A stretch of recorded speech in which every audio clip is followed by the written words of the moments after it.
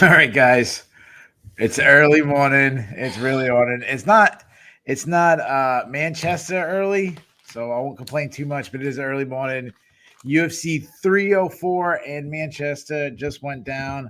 We are here to talk about 14 of those fights. This is the Shillan and Duffy presented by Sherdog recap show for UFC 304. My name is Keith Shillan. Joining me as always is the senior editor of sherdog.com, the great Ben Duffy. Ben, how you doing, man? I'm doing all right. Interesting night of fights, some high points, some low points, plenty to talk about. I'm ready to dive in, man. Yeah, we do got a lot to talk about. First of all, shout out to all the people in the chat. Thank you guys for staying late with us talking about this. Especially anybody who's actually from Europe. Like I see our homegirl Portia Baines in the comments. It's got to be 7 a.m. in Wales right now. We'll see if Marcel Dorff shows up. Yeah. Props to anyone who's still up, but especially anybody over in Europe. Good grief. I'll try to feel their pain. I worked till 2:30 in the morning last night. I got called in. I had to be at a softball field at 8 a.m. Was at a softball field all day. Then had 2 cookouts to go to. Came home just in time to watch the fights. Did all the fights. Got to work till probably 3:30 in the morning and be back at a softball field for 9. So, yeah, I understand the pain, but sleep is overrated. So let's get right into it. 14 fights. Main event, Leon Edwards, the man from the UK, defending his title against Belal Muhammad. Ben, we have a new champion. Belal Muhammad absolutely dominated Leon Edwards in a scorecard that I scored at 3 rounds to 2, but it was a 3-round to 2 on my scorecard. I know some people went 4-1, but it wasn't close. It's the most widely spread 3-2 scorecard, 48-47 scorecard I think I've had in a really long time. Talk to me about Belal Muhammad's performance. Belal Muhammad made some history tonight. He is the first fighter in UFC history, 35 or older, to win a title for the first time at 170 or below. I mean, we always talk about 125, 135, 145 as the speed kills divisions, but even 170, your Kamaru Usman's have started to fall off as they've headed into their late 30s. The smart types like GSP got out in their early 30s. So Muhammad, I posed this question to the Sherdog editorial chat as we were watching the fights together. How many fighters in any weight division, but definitely like south of light heavyweight, have made measurable improvements in their game at this stage? Like, we were all falling over ourselves for Jose Aldo just for staying as competitive as he was. Yeah. But Belal Muhammad, I think he has been improving. Like, the stuff he was doing on the feet, the triple jab followed up by that smooth lead hand uppercut, just 4 punches, smooth as glass out of just his left hand. That stuff he did not have in his arsenal a year ago, 2 years ago, 3 years ago when these guys first fought. I'm meandering all over the place because I've got so much to talk about, but his move from, and not a full move, but kind of the split from Rufus Sport to Valley Flow, maybe I need to start putting Mike Valley in that discussion with people like Trevor Whitman and Jason Perillo, where they are elite coaches at taking someone who's already a competent striker and taking them up a level or two. Because since starting to split his camps at Valley Flow, he's got stuff in his arsenal that he simply did not have. And not many fighters make those kind of improvements in their game at age 36. It's just, yeah, I'm thoroughly impressed. And we're speaking as 2 guys who picked Belal to win this fight. But I sure as hell didn't pick him to win the first round. Yeah, so Belal Muhammad, I mean, we'll talk about his improvements he made. I mean, first of all, he's got hands like Canelo Alvarez, apparently. Pretty bold statement. Obviously, I'm not saying he does have Canelo hands, but looked much better than it. I want to take it all the way back. I want to go back to 2019 when he lost the decision to Jeff Neal. If you told me that guy would go on to win not counting the no contest against Leon Edwards, that he would go on to win his next 10 fights and win the title, I would have laughed at you. Of course, yeah. Same here. And it really, I mean, I know everyone hates Belal Muhammad, and it's one of the most impressive. I mean, every once in a while we have a guy that I looked at as a mid-card guy, never going to get much higher than this. This is who they are, become champions. I mean, Belal Muhammad could be the poster boy now for it. A guy, I mean, I think of like RDA when his run, he was like seen as like a mid-card guy for a little while. Blachowicz for a little. I mean, he came with some hype, but then he kind of fell off. Then he came back. Let's go. Let's get right into the fight. You said that you were, we both picked Belal Muhammad in upset, but I kind of said he doesn't have to win the early rounds. He's going to win the late rounds. What happened early, I said, even when he started stopping takedowns, when Leon Edwards like got back up, and then he had a couple moments where he started winning, and I'm like, and then Belal kind of had like a late surge and with about a minute left to win the first round. I was sitting there and I was like, I think Leon's is winning this round, but I'm like, even so, this is really bad for him because Belal's getting him to react and to fight at the pace he wants, and he's not gonna be able to cut. And hey, we're not that guys. I'm not gonna say what I was gonna say, but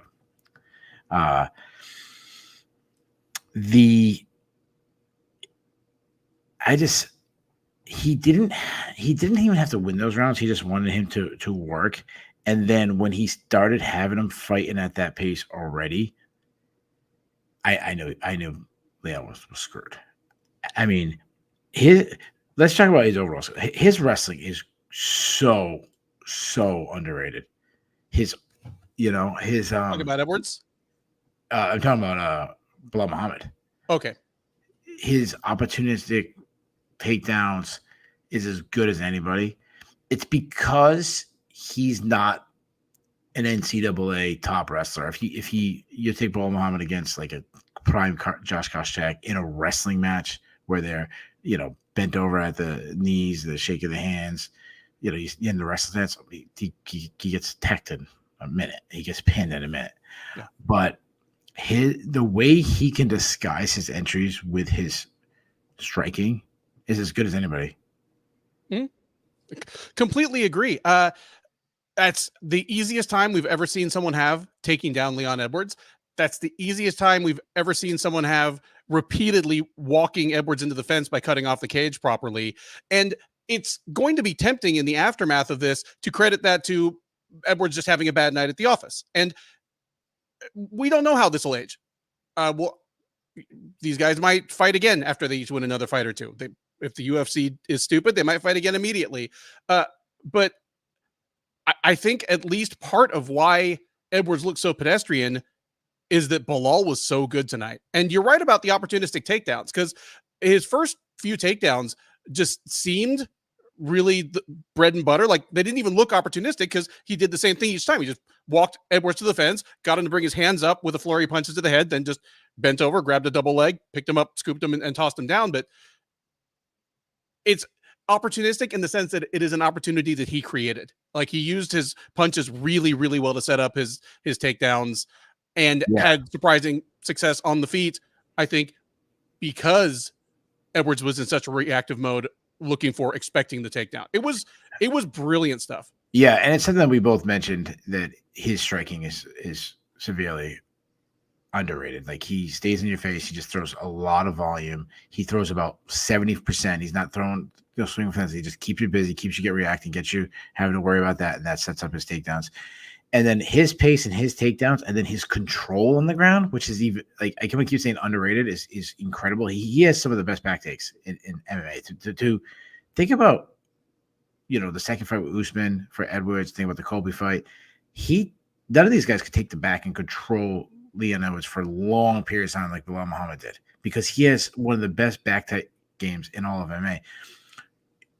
Belal Muhammad fought tonight like people imagine Colby Covington fights. The people that the biggest Colby Covington fighters think he fights like this.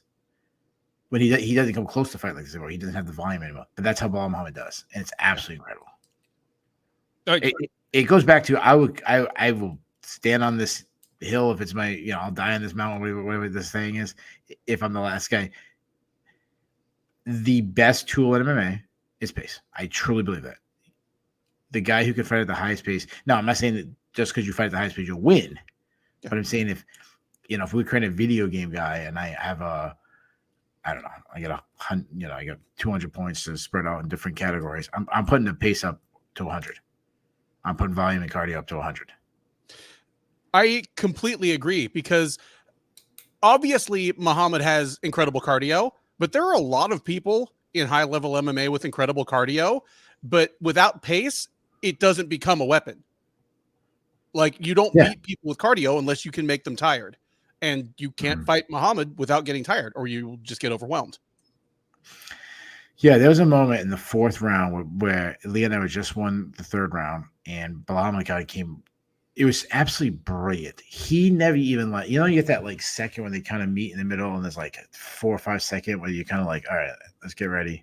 Belal Muhammad didn't even let Edwards get those 4 or 5 seconds. He was throwing punches in his face as soon as they were in punching range, and got him, forced him back up, and then he got a takedown. And I felt like we talked about this before, like breaking fighters.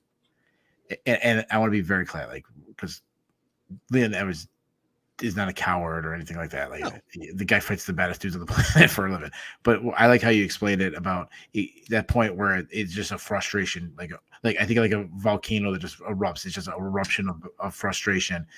And I felt like he broke Edwards in the fourth round when he took him down, and Edwards hit the mat, and then Belal took his back, and DC said, "Oh, you better watch out, get overextended." And then he kind of like flattened him out for a second, and like Edwards had this like this big, this isn't exactly not where I want to be. And he started thinking, if I don't get out, it's 3 rounds to 1. And it wasn't like, it didn't seem like desperate, like I got to get out. It was more like, this is how it's going to go. I agree. And now and forever, Leon is going to be a guy that you can't count out if it's the beginning of the 5th round and he needs to finish. No, of course. Since the first Usman fight, you're never counting them completely out, but that is not a replicable path to consistent victory in high level MMA. Like, if Edwards was some kind of like head kicking Paul Craig type, like just where he lost every fight until he nuked the guy in the 5th round, like he wouldn't be where he is. He honestly, he's at his best, and he still is a super elite fighter when he's the guy in control. He's the guy pushing the pace. He's the guy determining the range. He's the better wrestler. Whether he wants to fight on the ground or on the feet, he does best when he's the guy that gets to decide, which is why him being able to wrestle Usman to more or less a standstill in their second fight was so impressive. Yeah, just it wasn't his night. There was no magic head kick coming this time. Whether he'll be back or not, I don't know. I mean, he's 4 or 5 years younger than Muhammad. He's got time to improve. So I imagine we'll hear his head corner second screaming his head off in oh my God.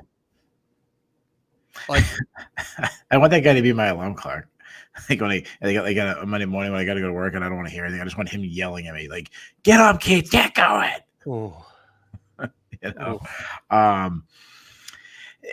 Another thing that was impressive. So I was watching the weigh-in show where it was like DC and Michael Bisping and then they play like games. It's a pretty fun show to watch. And they had like a question and it said, over under Belal Muhammad getting 3 takedowns. And I was like, I was picking Muhammad. I was, thinking late takedowns would be a big thing. But I was like, 3's a lot, man. He got like freaking 12. I don't know how many he got. He got a shitload. The way he was ragdolling Leon, I was getting to the hips, picking him up. And if you watch the fight, and DC pointed out some, like immediately, or maybe it was Michael Bisping pointed out some immediately, the size difference. Leon Edwards looked like a full division higher than Leon Edwards. Yeah, again, excuse me. Yeah. And it was so impressive for him to be able to get on the hips and slam him. And I was like, I'm blown. And again, we picked this. This is how we expected this fight. I'm blown away by his performance. Same here. And it goes again, you talking about the visible size disadvantage. It goes again to the comparison to Colby Covington. He's doing what Colby Covington was able to do for a brief period of time, and definitely not by age 36. No. And definitely not to this level of fighter. Like, it's good stuff, man. A guy that much smaller shouldn't be ragdolling people. A guy with that kind of reach disadvantage shouldn't be the first and third guy to land in basically every exchange. It's impressive stuff. Like a comparison I came up with, and it's not a 1-for-1 comparison of their fight style, but there's something about Muhammad that reminds me of George St. Pierre. Like it's George St. Pierre without the natural athleticism, just intelligent, coachable. Yeah, I agree. Numbingly consistent. And like when you watched Muhammad's sizzle reel ahead of this fight, where they're hyping the fight up throughout the week and then throughout the night tonight, they showed 4 or 5 of his double leg takedowns on his little sizzle reel, and every one, the finish, once he's on the person's hips, he's finishing, it's identical and perfect every time. That's impressive for a guy that didn't wrestle in college. Yeah, like GSP. Yeah, if you could take George St. Pierre, who's probably like a 9.5 for athleticism, and move it down to like a 6, that's Muhammad. Yeah, but takes with more pace though. Like GSP never fought at this pace. No, GSP once he was at the top was, this is what I'm going to do. I'll make adjustments if you can stop me, but otherwise, how this fight is going. Whereas Belal was like, I'm coming at you, do something about it, or you're going to get run over. So I'm glad that one of the listeners put this out in the chat and something I actually wrote this down in my notes before Leon Edwards, when they, DC went over to Leon Edwards and asked him his comments, and he said, I've been feeling tired this week, and they're fighting at, it's like 7 a.m. his time. How much do you think of factor that was? And again, now we're like psychoanalyzing, but to me, the time change, you think going into England, the advantage would be for Leon Edwards, but because they didn't fight on the normal, English time, they fought more on the West Coast American time. I think it was the advantage was to Belal Muhammad, because he's someone on that sleep schedule, where Edwards, he had to, like, it's easy. I understand Edwards has fought at this time many, many times. Like he comes over to America, fought in Utah, different places, but he has to come to America. He's going to make the adjustment. Is he making that adjustment when he's in the UK? I don't know, but I think it's a minimal thing either way, because this card was full of UK fighters and Irish fighters who train in England or the UK. Most of them looked pretty damn sensational. I think it's a minimal thing, even if it is a factor. I think it is minimal, but add that with he's the champion. He has to do the most press this week. How does that affect when is he sleeping compared to when is he going to press conferences and this and that? Like what time is he sleeping? If he's got to be peaking at 7 a.m., is he sleeping at 5 in the afternoon? Like it's just a really weird. I mean, we'll get to this later, but it's definitely a question you have to ask. All right, so the thing with Belal Muhammad, he's gonna be hard to market. I mean, yeah. So I'm gonna ask you, if you were the UFC, you're the head of the marketing, and you're like, man, we got to make the champion popular. Oh, you know what? Actually, I want to mention something. We were talking about when I was blown away with Belal Muhammad's performance. He had one, like he lost a round. He had one bad moment, in my opinion.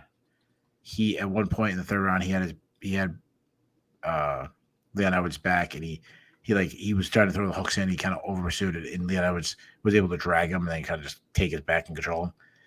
Yeah, at the end he ended up getting reversed and ate a big elbow. That's gonna happen. But other than that one moment, it was almost like the dude threw like a one hitter for if he was a pitcher. Yeah. So how do you market him? Because I might surprise you the way I'm going to say it, but I want to see what your thoughts, and we'll throw it in the chat too. Honestly,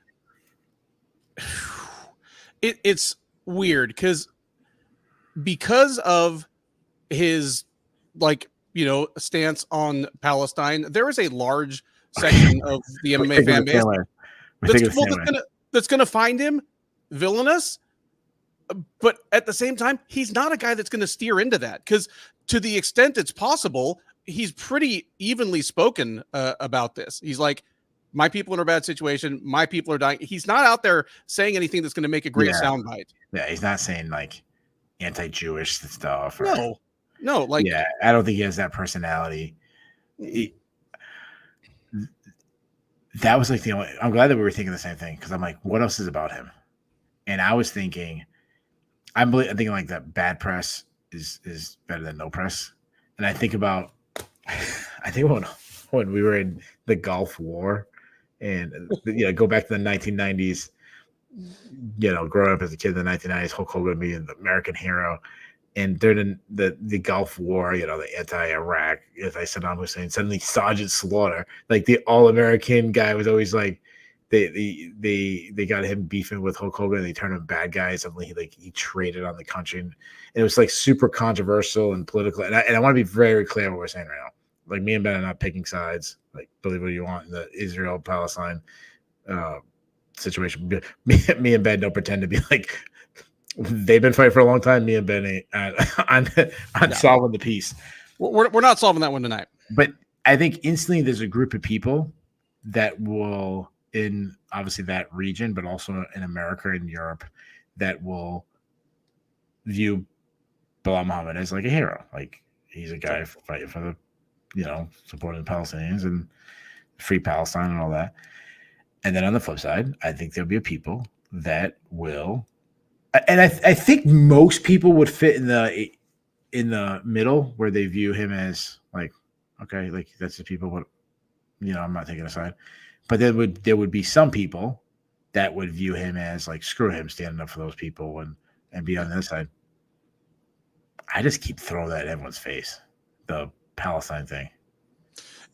It's gonna come up. Catch us, because you're not working with much. I want to be honest. You're not working with much. No, you're not working with much. And the only other thing you have to go on other than that is that his next, like, say he keeps winning, his next couple of fights don't necessarily require him to be the A side, even if he is the defending champ.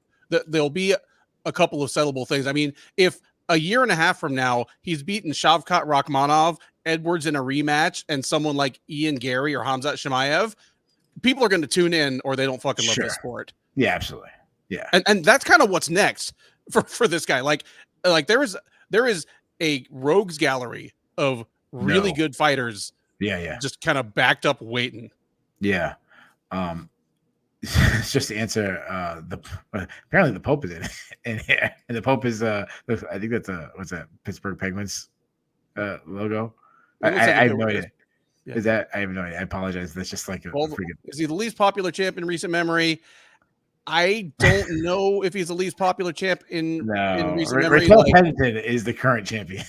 Raquel Pennington is the current champion. Juliana Pena was the champ 2 champs ago. Neither of them got much love. I mean, Pennington isn't hated. Like, Muhammad is hated by groups. I just like, there's no one who like, there's not a lot of people like saying, "Oh, Raquel Pennington is my favorite fighter." Yeah. By the time he lost and moved on, like, a lot of people did not like Aljamain Sterling. Like, oh yeah. That's true. That's actually yeah. He was So, like, as far as what I said, Raquel Pennington, she didn't have any fans, but I don't think she had hatred. So it depends on how you look at that question. Yeah, like Raquel, remember the name Pennington. Yeah. Yeah. All right. So you kind of touched on it briefly. What are we doing with him? Like, you're the UFC, you can book. You mentioned Shavkat, you mentioned Jack Della Maddalena, you mentioned Ian Gary. I mean, Ian Gary to me is the most marketable one. It's the most marketable one, but considering that the last 2 champs have had to rack up an embarrassing number of straight wins before getting the title, I think you just go with the most deserving person. I think that's Shavkat Rakhmonov. Oh, you didn't mean Conor? Well, I mean, if Conor's ready to cut to 170, it's Shavkat Rakhmonov. Yeah. Yeah, I think that's how you do it. You put the undefeated, stops everybody, versus the guy in a winning streak, underachiever. You have, you market it that way. You got Shavkat, the guy that everybody thinks is the best in the world. Everyone says the best welterweight, even though he hasn't won the title, and you just market, he stops everybody. And then you have Belal Muhammad just always counted out, the little, little engine that no one believed in, and that's how you market it. The issue is, it might have to be a co-main event. Agree. And somebody up thread said, and I should have put it on the screen or spotted it, but make his next title defense the co-main of a stronger card. I agree.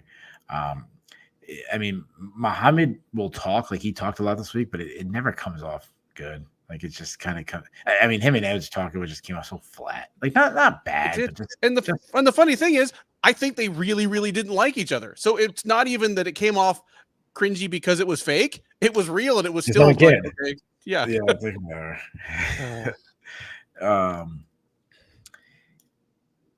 So I mean, he'd have to carry the promotion. I mean, Shafkat doesn't speak. I mean, he has that little bit of like Alex Pereira feel to him, where he kills everybody, doesn't say much, and there's like an aura to him. Wears a cool hat on his way out. Yeah, yeah. So I do that. Edwards gonna be a lot harder because he's defending the title.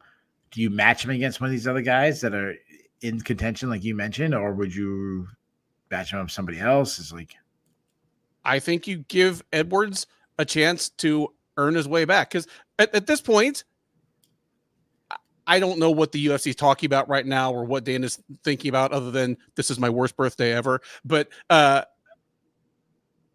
think I feel safe right now saying that not a lot of people want to see these guys rematch right away. I didn't see much that indicated it would go differently. no. So I think Edwards needs to prove that something would be different. And so you give him a elite person that if they beat Edwards, they'd be a logical title challenger. And if Edwards beats them, then he's got that in his pocket. I'm going either Jack Della Maddalena or the winner of Burns versus Brady, which is happening in a couple weeks. Yeah, I wrote down Jack Della Maddalena. That's what I do. I think he deserves a really big shot. He's actually calling for Shafkat, but if we do the title shot, let me ask you this question. So you said not a lot of people are calling for the Edwards rematch, and I agree with it. But if you're the UFC and we do I always like to say the telephone game. You call Shafkat first, something happens, he's not in. Next person you dial in, next person. How far down do you get? Do you finally say, "Shit, give Leon a rematch"? He's in the top 5. Like he doesn't fall that far. Depending on how you scored it, he won 2 rounds tonight. There are plenty of people who have thrown out the idea that maybe it was just a bad night at the office for him. So yeah, I don't. He doesn't fall that far. Like I'm calling Shafkat, I'm calling Della Maddalena. Would you call Ian first? I call Ian. Performance, but he's the most marketable. I call Ian first, but if I'm getting to Ian, I'm already he's my 4th person. So yeah, if it feels a little too soon, it probably is, but he's what we've got. Yeah, I agree. So Belal Muhammad, the new welterweight champion, that was not the only title shot on the line. Curtis Blaydes also challenged for the interim UFC heavyweight championship as he took on UK favorite Tom Aspinall. So the UK did not have a good night in one of them, but in the other one, it was absolutely spectacular as Tom Aspinall won by first round TKO. Before we get to how great Tom Aspinall is, what do you think of the stoppage? I think it was about 2 punches too early. Now, understand that I think it makes no difference to the likely outcome. This isn't one of the ones where, Blaydes was going to triangle him off his back. I think like all we're really saving is, Blaydes' aspirin budget for the next month. But yeah, it's a title fight. A lot is on the line. These are life-changing moments for these guys. Give them every chance. Yeah, I've always said this plenty of times, and I stole some Nolan King once, and I love it. There's a line between me and Ben right now. If that's the if we're swinging a pendulum like this, that line is the perfect. This is the perfect stoppage. Say my side's the early side, Ben's side's the late side. Well, I'm on the Yamasaki side. All right. Yeah. Let him die. We'll say. I don't know. It's unconscious like Barbie Green is getting armbarred over on my side. I have this little string. I have this little string in my shirt hanging out. It's like Lance's hair. Like it's pretty close. And I've seen Curtis Blaydes enough in how he's been hurt and knocked out, know that he was not going to recover from that. Like that was the end. He was. I probably would have let him take a couple more, but yeah, I don't think he was going to recover. So we're going to say that is. Again, I love to live in the moment. You tend to be a little more, measured. Measured. That's a good word. I like to live in the moment, overreact. Can he be the best ever? Could he go down as the best ever? Yes. Yep. Why? And again, we're obviously because he's so good right now, and by heavyweight standards in particular, he's so young. That was his 9th UFC fight. He's 31 years old. He could do this at this level and possibly continuing to prove incrementally for another 5 years, and he could do it at a comparably high level for another 10. And now, obviously, there are a lot of people we have said that about over the years, and still Stipe Miocic is the only person ever to defend the UFC heavyweight title 3 times in a row. It's harder than it looks in a division where everybody has power, and so one mistake can cost you everything.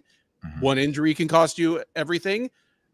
But I feel better about Aspinall than I did about anybody since the first time Cain Velasquez won the title. Yeah, so when I asked like how great can this guy be, and it's super unfair to be like, it can be the greatest ever, who knows? But when I think of the greatest heavyweights of all time, they all remind me of Aspinall. So, and what I mean by that is, like, I think Fedor's the greatest. Fedor was not this huge, gigantic one. He wasn't tipping the scales at 265. He was more athletic, speed, hit hard, well-rounded.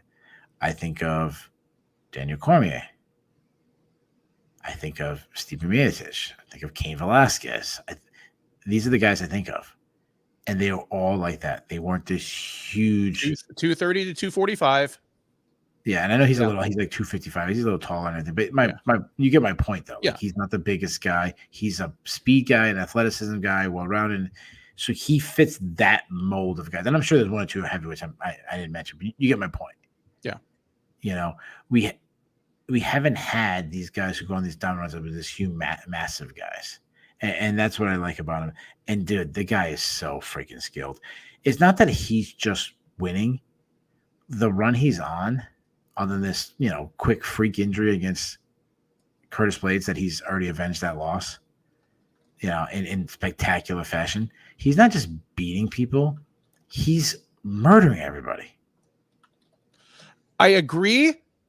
But at the same time, I've got to give some credence to what JP Taylor said. If there's one thing I can pick at about Aspinall at this point, it's that he's pretty hittable. Pavlovich caught him clean. Blaydes caught him clean. He ended up wrecking both of those guys just because he had the better chin, especially in the case of Blaydes. He had the quicker recoverability. But the minute that slips a little bit, he is all of a sudden vulnerable. It's not like he stops being great.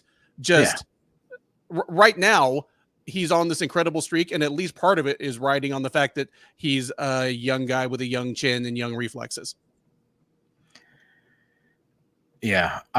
There's concerns like that. He is a little hittable, but my thing is, like, why he's so good. He might get hit, but like about the two guys that he just faced, and take Curtis Blaydes, where I think a lot of people are overlooking him, but Curtis Blaydes is tough out. The guys who beat Curtis Blaydes are the hardest hitters in UFC history. Derek Lewis, Francis Ngannou, Sergey Pavlovich, and now Tom Aspinall. I mean, there might be somebody I'm not thinking of. But then Sergey Pavlovich, I didn't know, since losing to Volkov, the win hasn't aged as well, but at that time, it was, oh my God, what a matchup. Is it Aspinall's speed or Pavlovich's power? And it's like, no, actually, it was Aspinall's power and speed. Yeah. So that's why, like, he's not having moments where he's losing. Like, has he lost a moment other than him falling down, holding his knee, and that freak against Curtis Blaydes? Like, has he lost a big exchange in the UFC? No. Has he been in trouble since he's been in the UFC? One moment, like, oh, he might be rocked. No. The one fight of his that made it out of the first round was obviously him being deliberate on purpose and just getting some time and some reps. He could have spiked Andrei Arlovsky on his head and then punted him into the third row if he wanted to. Yeah. Let me ask you this. Is there a fight currently in the UFC that would be a bigger fight than Jon Jones versus Tom Aspinall, because a week ago we were saying, or not a week ago, sorry, a month ago we were saying, oh wow, Alex Pereira has jumped the Tom Aspinall, and Alex Pereira is the fight to make. And now I'm backtracking again because me, I live in the moment, and I'm like, oh shit, Aspinall Jones is the one to do. Aspinall Jones is, again, assuming that McGregor is just going to do McGregor shit for the foreseeable future. It's the biggest fight the UFC could make right now. It is among the highest skilled fights that could be made anywhere in MMA, of people in the same weight class. It's an incredible fight. Like, it makes me excited to think that it even might happen. So I think, like, as far as Conor McGregor, I think Conor McGregor will always pull more eyeballs, but I think there's a little bit of buzz about Conor that has faded. Even the casuals will be like, "Oh yeah, it's Conor McGregor fight. I'll go to Buffalo Wild Wings and I'll watch the fight and I'll be excited." But it's not Conor McGregor, and I don't know what year it was, but 2018-ish, where he's fighting Chad Mendes and Jose Aldo and the Nate Diaz fight. I think of that. I always think of that second, the buzz for the second Nate Diaz rematch. Those, I don't feel like Jon Jones versus a guy that's a true threat to Jon Jones. I think you get the casuals excited, but you also have the hardcores. Like everybody's excited for that matchup. Again, you can do a 3-way with Alex Pereira. I mean, I don't should say 3-way. Like, he could be in the mix. It's always going to be Jon Jones on one side. My point is, like, UFC, open your eyes. Nobody is calling for Jon Jones versus Steve Miocic, except for Jon Jones and Steve Miocic. You're making a mega fight in the biggest, most popular city. I know it's not the biggest, but most popular city in the world, in New York City, because two guys want to fight that nobody else wants to see. Well, Lyndon wants to see it. Lyndon Guo is blowing up the comment section. But I think mostly it's just because he is absolutely on one about Tom Aspinall right now. I'm behind on that. I try to look at the comments, and I haven't, honestly, guys. I'm struggling a little bit. Like, I'm tired, I'm being honest. So I was out in the sun. That doesn't help too, and I'm on like a little bit of sleep. But to me, I think about recent history with Jon Jones. He hasn't had a mega fight since DC, where it was like, I mean, I guess maybe the Gustafsson rematch, but really DC, where it was like, oh, this is such a big fight. We lost out on Francis Ngannou, and depending on whose side that is, Francis Ngannou was one who left the organization, and how close were they getting a deal done, and was Jon Jones really interested in fighting Francis Ngannou? And we've heard a million different stories about that one. But you blew that moment. That moment's gone. Yeah. I think about other mega heavyweight fights. The Randy Couture-Fedor fight. And I know that wasn't the UFC, but that didn't get done. Brock Lesnar versus Fedor, that was supposed to be close, didn't get done. Like, don't blow this one. Jon Jones does not have much time left. Not to mention that, he's got injury history now. He's always had outside the UFC history that could put him on the shelf for a long time. He's getting up there in age. Don't blow this one. If I'm the UFC, I'm calling up Stipe and I'm saying, dude, I'm sorry, tough shit. Like, you haven't fought in like 4 years, or like you haven't won in like 4 years, like, or whatever it is. You don't deserve this. Like, yes, I understand you have the most title defenses, and it's like, dude, all right, cool. So you're the friggin' tallest dwarf. Like, what's this? Like, means like, just do Jon Jones. I mean, how can you get a bigger fight? Jon Jones versus Tom Aspinall in New York City.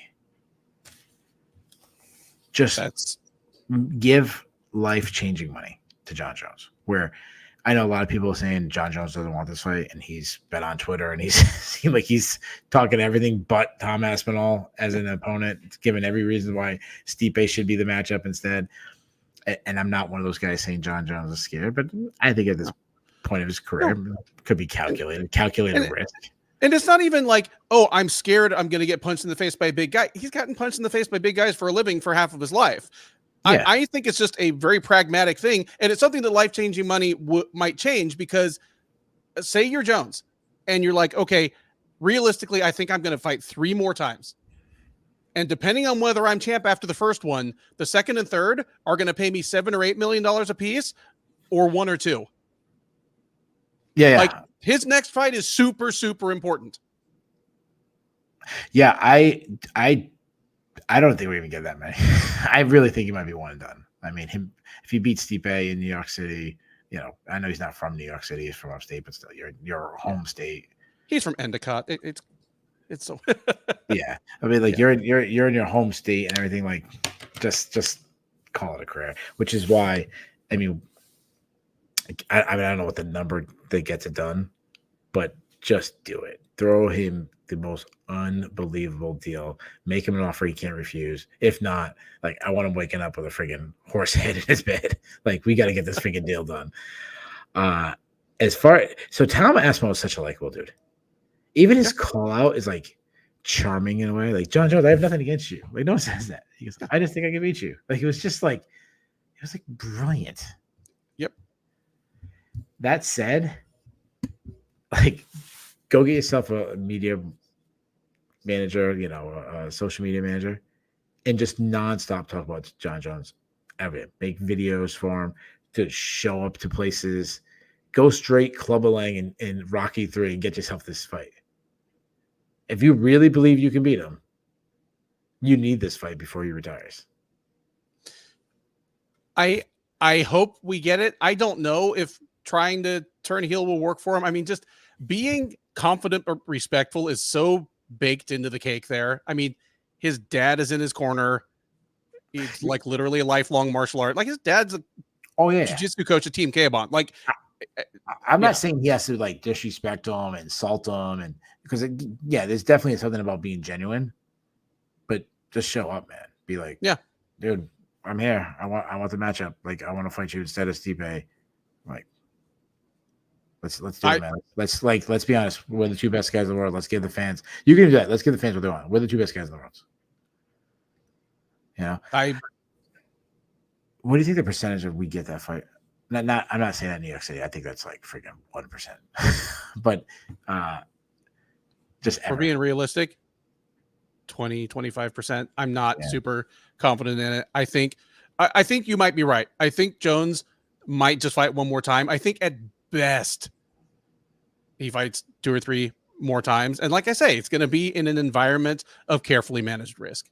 It's not lovely or admirable, but ultimately I'm not the guy that has to pay his bills now, next year, 20 years from now. He owes it to himself and to his family to sock away as much money as he can doing legal things. Like, yeah. And Jon Jones, I mean, we talk about being calculated anyway. He's always been calculated. I mean, think about the when he was supposed to fight Dan Henderson, and then it was supposed to be Chael Sonnen, and then he didn't fight Chael Sonnen on short notice because. And everybody blamed Greg Jackson, like the quote fucking sport killer. It wasn't Greg Jackson. Yeah, it was Jon Jones. Yeah, he didn't want to take it, but but everyone knows, like, dude, you're gonna kill Chael Sonnen, but still, he's calculated. He wanted to make sure he had the right camp and when he fought Chael Sonnen, he came the closest that he ever did to losing a fight, like outside of the his disqualification. Yeah, he may now copped his toe in that one, but the point is I think about other guys like George St. Pierre at the end of his career. Like, George St. Pierre does not come out and fight at middleweight if it's not Michael Bisping as a champion. No. He had his eye on whoever had the middleweight title constantly since he walked away. Right. Yeah. And I think welterweight would have been in the possibility if it was the right guy too. Like, if he came back. But, like, think about, like, the guys who kind of took over the division after. It was Johnny Hendricks had an all-time war with. Robbie Lawler, say what you want. And I think JCB beats him. But a guy it's going to be a blood and guts type fight. These are the guys. Tyron Woodley. Like, there wasn't one that's like, this is easy. GSP looked at it as easy. So I kind of feel like Jon Jones has nothing to prove. So other than getting life-changing money, and if he gets similar money to fight Stipe, like, why wouldn't you? And I'll say it, USADA being out of the equation maybe helps make his mind up. Yeah. That's a good point. All right, so let's matchmake with Aspinall. He's the interim champion. What are you doing? Okay, if Jones isn't happening, this is going to put him on the shelf for a while, but the most logical next thing is the winner of Volkov versus Gane. Okay. And that's not happening till October. I don't love it, but what else are you going to do? There's like nobody else in the top 15 that even has 2 wins in a row that Aspinall hasn't thrashed already. So what am I going to do? I'm going to do how we do this show. And you're getting Alex Pereira in there? No, he doesn't have a say. Like nobody Jones has a say. in there. Where's the premium? Sorry, Steve Bay, you're out. Okay. To me, Tom Aspinall versus Jon Jones in New York City in November. There's not a bigger fight.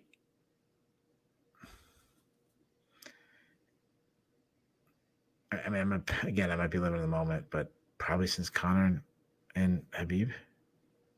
That was bigger, but what would be maybe Izzy Pereira? That was a pretty big one. The first one with Pereira beats Izzy. I don't know. I think it's going to be bigger. It's Jon Jones. Way up there, man. It's way up there. But I think it might be top 5 all time. Like, from a marketability stance and all that.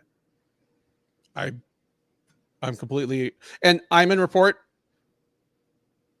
It's an in shape heavyweight, so it's not like you even need to like quote waste a weight cut on them. Just tell them, hey, stay close to your phone. Yeah, my one issue with him as an injury replacement, it's cool if Stipe drops out 2 months before the fight, but not 2 days. No, like 8 days or 2 weeks. The way you lose that mark, like I want to talk about this fight in depth, thinking about it, and when we think about heavyweight division, I mean that DC Stipe, their first fight was one that was like, wow, this is a huge one. I mean, thinking about when I'm thinking about like fights that I was super excited, Fedor Krokop. Yeah, like, to that extent, obviously there's every title fight I'm excited for, but I'm saying to that extent, Stipe DC, then Fedor Krokop. I'm going back, going back in time. Yeah, that's about it, man. Curtis Blaydes always hard because he's fought everybody in the division. What are you doing? He fought everybody, but a couple people that he hasn't fought, at least not in my memory, Tybura and Spivak. If Marcin Tybura and Sergey Spivak are going to give us the most unasked for rematch of top 10 fighters, maybe in MMA history, then one of those guys can fight Blaydes next. And give him Blaydes the winner of Tybura versus Spivak. Yeah, that's the exact fight I had. Let's move on. Almost felt like a triple main event. I know there was 2 title fights, so this is obviously a step down. But this felt like Jorge Masvidal versus Ben Askren, where the people in the third fight from the top are getting the lion's share of the press and the attention, even though arguably 2 of the most dominant fighters in the sport are above them on the card, and had the same sort of feeling like, oh, somebody's going to get exposed or validated or something big is going to happen. That's what this fight felt like to me. Yeah. So I'll say this. So Paddy Pimblett has tons of like dying fans, especially in the UK. He also, it seems like everywhere else, he has haters. Mm-hmm. What are the haters trying to find to say after this performance? I'll run down the whole hater checklist. Okay, because it's shrinking by the moment. Green's pushing 40. Green made a terrible mistake to shoot a double leg when he was doing fine in the striking. That's about it. Yeah. And just to make it clear, I'm not subscribing to either of those things. Those are just the most obvious things. Yeah. Green was never that good. He was ranked top 15, but he really isn't a top 15 guy. Like he got knocked out recently. Jim Miller hurt him. Jalen Turner knocked him out. I picked Green to win, and I picked him to win in spectacular fashion. So did I. I was dead wrong about that, but I'm not going to take that out on Pimblett. Pimblett fought the fighter in front of him, and to his credit, his striking looked pretty good.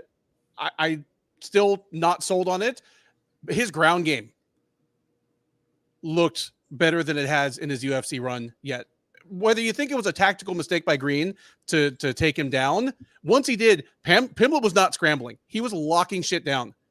Effectively, if you look back at it, Green had no chance of getting out of this fight once Pimblett's butt hit the ground. And that's something, lockdown grappling where he is just like a chess player, 2 moves ahead of the other guy, is not something we've seen by Pimblett in the UFC.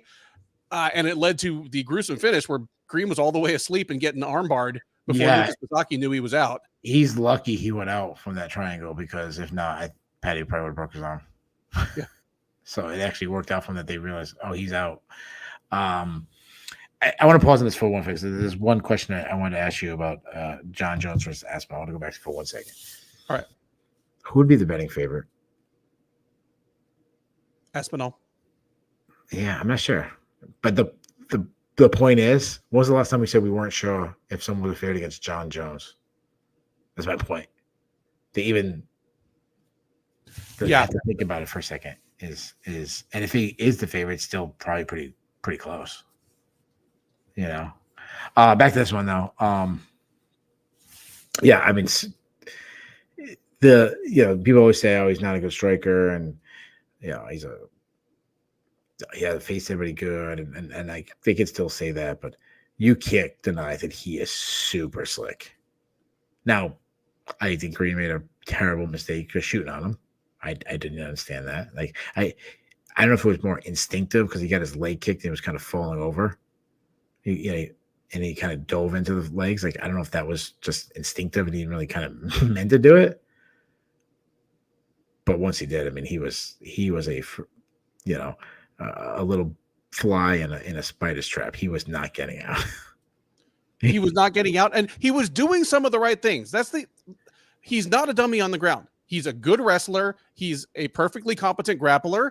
He was doing the right things, but Pimblett again was just elite, a step ahead of him, anticipating Green doing the right thing and heading him off with the pass. It was kind of like watching someone like Ryan Hall do his shit. It's just super impressive grappling once it hit the ground. I have an answer for your question.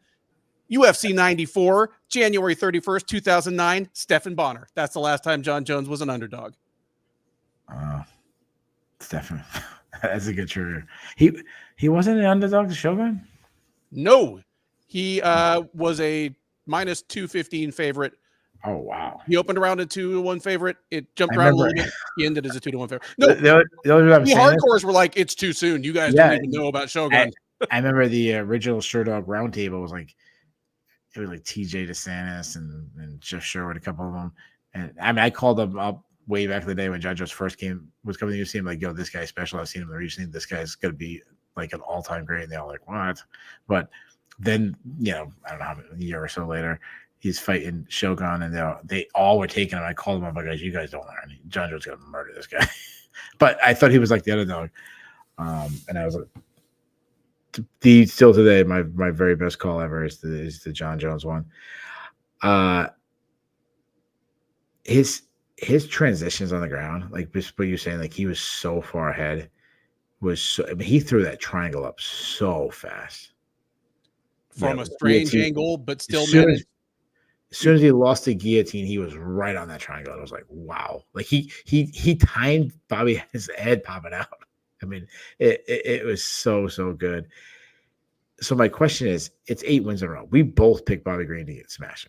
So we haven't been on the Paddy hype train, but 8 wins in a row is 8 wins in a row. I know that the Jared Gordon fight was controversial, but it was much closer than people remember. But are you starting to believe in them? I am starting to believe in him. Like this is one of those fights where if he and Green fought again a month from now, I'm probably picking Pimblett. I saw enough to think that, okay, I was wrong about this. Pimblett is better than I thought he was.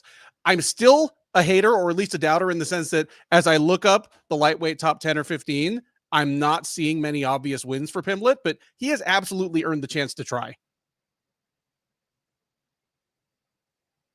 Yeah. I mean,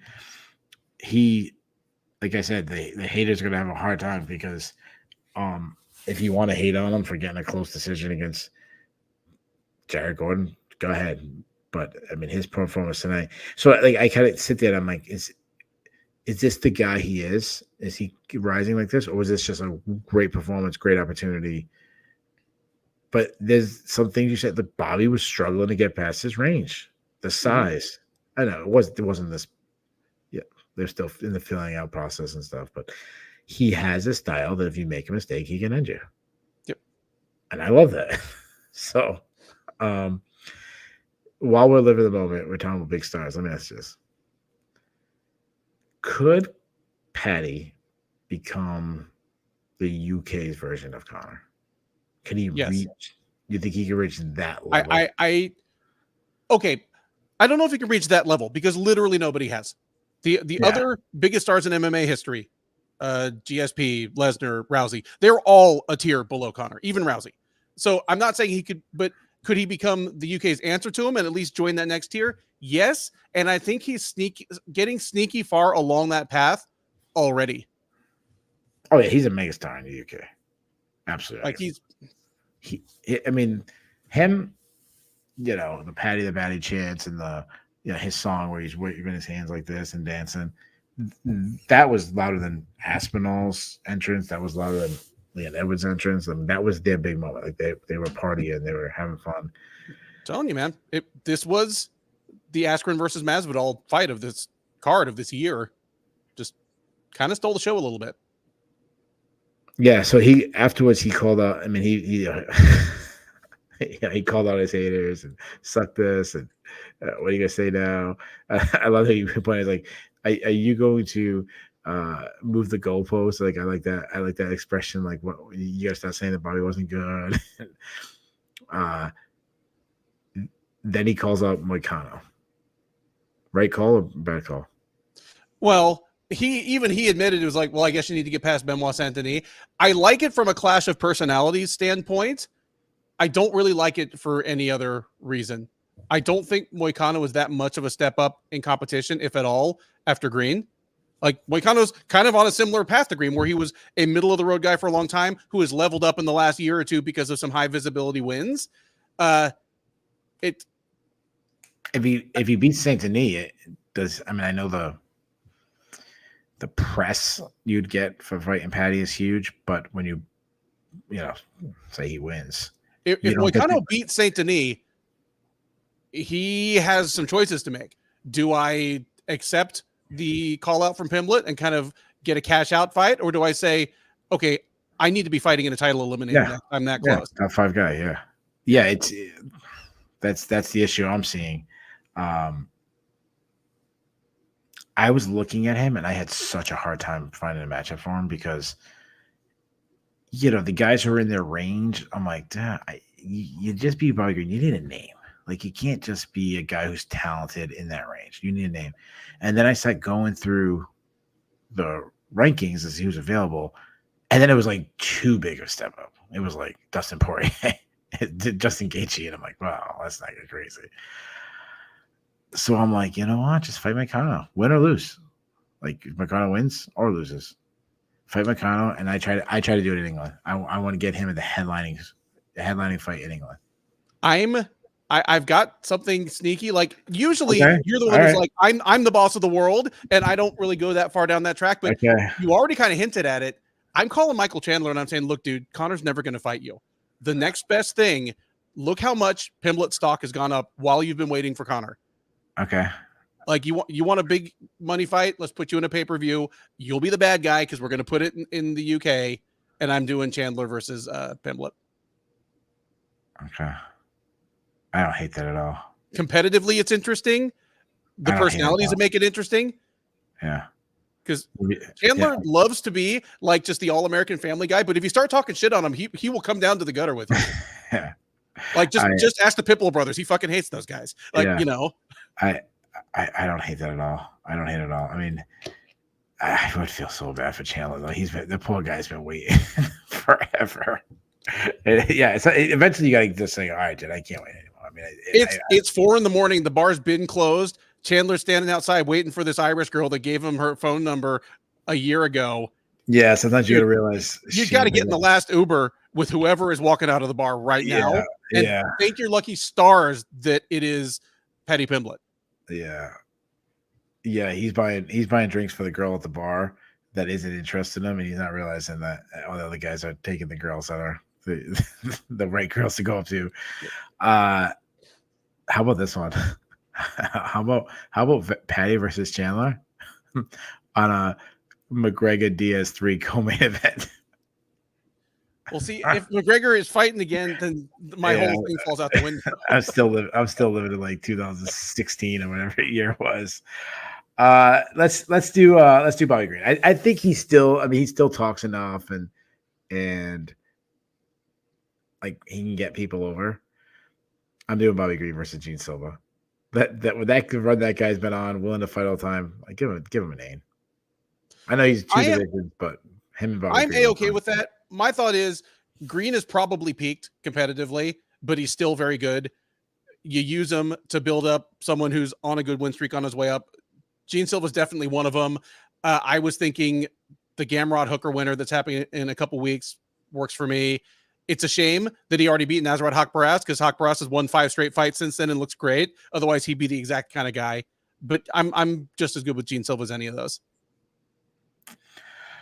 We're gonna probably go, I mean, we've hit the big 3. We'll probably go a little faster over the rest of this card. A fight that was started on the prelims, then got bumped to the main card. Gregor Rodriguez took on Christian Leroy Duncan. I said earlier that I was blown away by Belal Muhammad's performance. I was also blown away by Gregor Rodriguez. I mean, he dominated Christian Leroy Duncan. If we may be feeling ourselves for a minute, there were 2 unanimous upset picks on this card. Muhammad over Edwards, Rodriguez versus CLD. We were right on both of them and emphatically right. And you're right. People got to side. People just got to, if you're better, just if we both go upset, just do it. Super impressive stuff in kind of the same way as Pimblett beating Green, Muhammad beating Edwards. Rodriguez, we expected that he'd probably be able to take Duncan down and do damage on the ground, but he looked so good in the stand-up. And really just kind of, even though he and Duncan were about the same size, a lot of it by just pressuring and crowding him, because Duncan wanted to throw huge kicks at range. Rodriguez, he's like, I'm happy at any range, but I definitely don't want to be at the range where you can do your best stuff. So he's in his face, literally punching him in the face while Duncan's still trying to like chamber a kick. It's the underestimated power of walking forward and punching dudes in the face. And then, when he's in top position on the ground, he is a mean mamma jamma dude. Like, he looks like such a nice guy when he's talking at interviews, like got a big smile and just got the very Glover Teixeira, like, I'm your buddy, I'd barbecue with you energy. But dude, scary ground and pound. Yeah, I'm super. I mean, first thing that impressed me was a stand up. I mean, how accurate it was. I mean, I always knew he had powerful stand up and he rock guys, but like how tightened up it is and more technical than it was. You talk about his wrestling, he's got really underrated wrestling and his ground game. I mean, he's a wizard. I mean, they talk about it, and then the one thing we've had against him is his cardio. We're like, oh man, if he gasps himself, that's not the case anymore. Like, he had good cardio this whole fight. So, with the division being one of the weaker divisions, like, can this guy go on a run? I think he's on a run. He's had a couple of inopportune losses. Like, could he run to all the way to the top? Like, yes, because you know what? I'm not picking it. I'm not favoring it, but middleweight is so wide open. My next fight for him is a top 10 guy. He's basically two wins away from at least being on Sean Shelby's like short list of phone numbers. He's probably 3 fights away from a title eliminator, or maybe the third is a title eliminator, depending on how they match him up going forward. He's again, I'm not picking it. There's other guys in the division that are on longer win streaks than him. He is vulnerable. I mean, even on his first shot on the Contender Series, he got knocked out bad. But it's not out of the realm of possibility. Yeah, I mean, with his well-rounded scales and power and ground game, I'm with you. Like, I'm kind of believing too. I'm going to give him Chris Curtis next.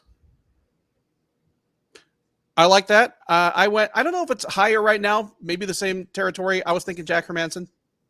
Yeah. Give him a current or borderline, formerly top 10 guy. Hermanson, like the ultimate, like, you could beat Hermanson, you're good. Like, he's still crafty. That he's the like new guy on the block, like killer. Like he did. Yeah. And just from us having this conversation right now, like Brad Tavares is on his couch in Vegas going, hey, that was me. Yeah, that was it was. As far as Chris Leroy Duncan, I don't think it was a bad performance from him. Like just early in his career, I think he actually showed some decent things like submission defense and stuff. So I actually think I don't think his stock drops that much. Same. In fact, because he's 26 years old, and he's one of those guys that, again, stardom is there if he can keep winning. Like, he's young, he's good looking, his fights are generally exciting, win or lose.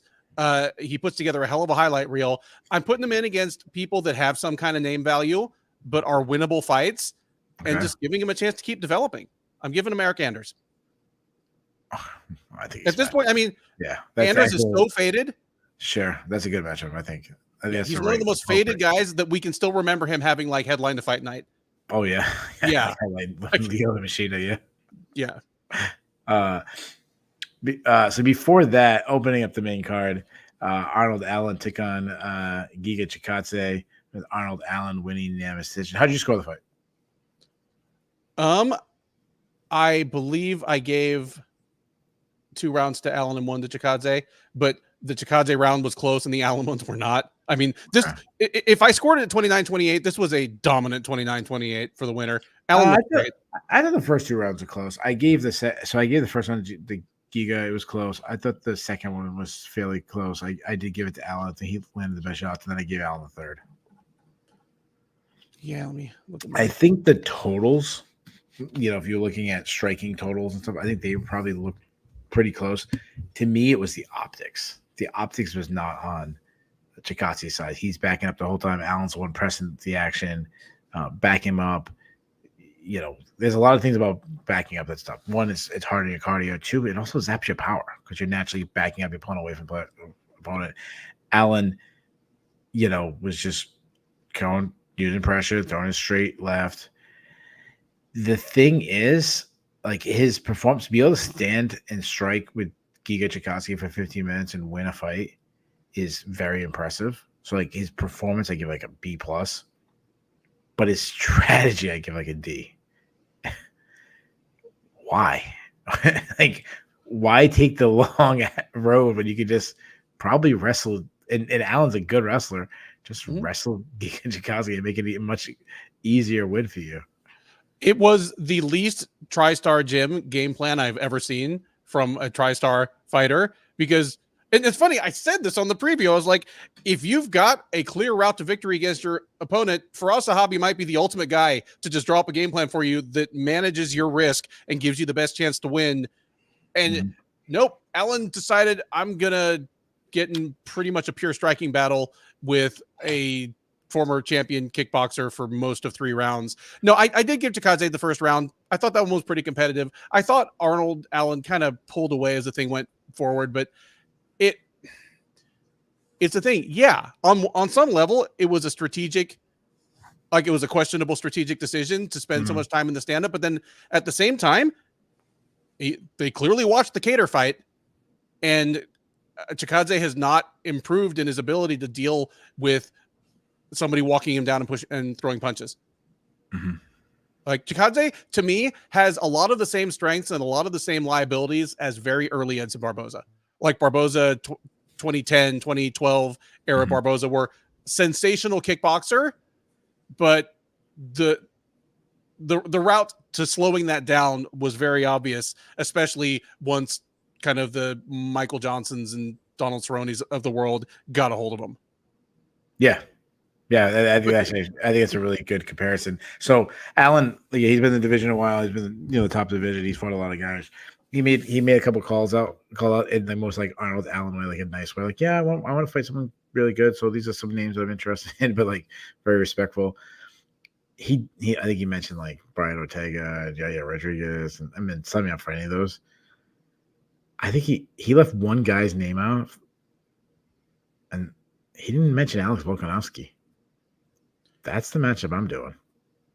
I absolutely love it. And my first thought is, okay, does Volkanovski willingly sign that? And of course he does. Volkanovski, even when he was the champ and he had the control, seemed to be like, yeah, I'll fight whatever makes I don't sense. think he wants that fight. If you asked him what fight you want, he's not going to say that, but he won't turn it down. And he's also a smart, realistic guy who's probably like, okay, I need a quality win before I can even get back into the conversation with these, Sure, the title picture people in either division. I like that because otherwise I was telling him, okay, stay close to weight for the Ortega Lopez fight. Ortega is historically a slightly unreliable guy. Be available to step in or take on the winner of that. But I like yours better. Chikadze, a little tougher. He's on, he's lost 2 out of his last 3. What are you doing with him? He turns 36 in a couple weeks. I think he is what he is as a fighter. Agreed. I mean, again, to compare him to Barboza, if Barboza could never fully turn that corner despite having 15 years to work on it, I don't think Chikadze is with what time he has left. So you put him in fun fights where he gets either a bonus or half a bonus. I'm throwing him in against Sean Woodson. Dude, we had the same name. Nice job. We had the same exact name. Nice job. How fun would that be? All right. The headline in prelim was Nathaniel Wood taking on Daniel Pineda. Wood is a crisp boxer, and Pineda doesn't react to punches well anymore. I mean, that's pretty clear. Though, to his credit, he's tough in nails. I'm going to say something super controversial, though. Hit me. And I'm the only one that made decisions. I scored the fight a draw. Round.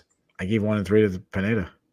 You have 1 and 3 to Pineda, 10-8 round in round 2 for Wood. 10-8 for Wood. The first round was super close. Like everyone remember, like Wood dropped Pineda with like a teep kick briefly. Pineda took him down, held him down for like the rest of the round, and then at the very end, he postured up and landed like 4 or 5 big shots.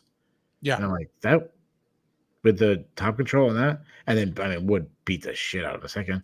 And the third round, Pineda took down Wood and just out grapple him. Yeah, I mean, I didn't give my score to MMA decisions for that one.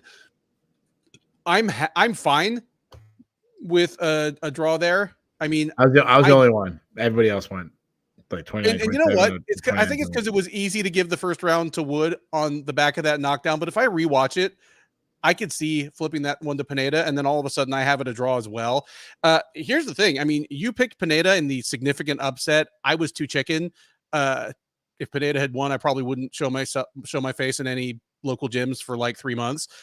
But I don't even feel good about my analysis despite getting the pick right. Because you know what?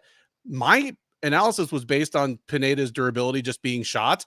And while it's definitely compromised, you mentioned that he doesn't react well to getting punched. Like mostly he reacts by stumbling and bleeding. But he's got more left in the tank than I thought, man. Like, scary dude. Always. Yeah. Before that, one of the probably I don't know what the word I'm looking for, like poor decision by the UFC was to not have Molly McCann's entrance, even though she's so popular, like being aired. I didn't get that, but she took on Bruna Brazil.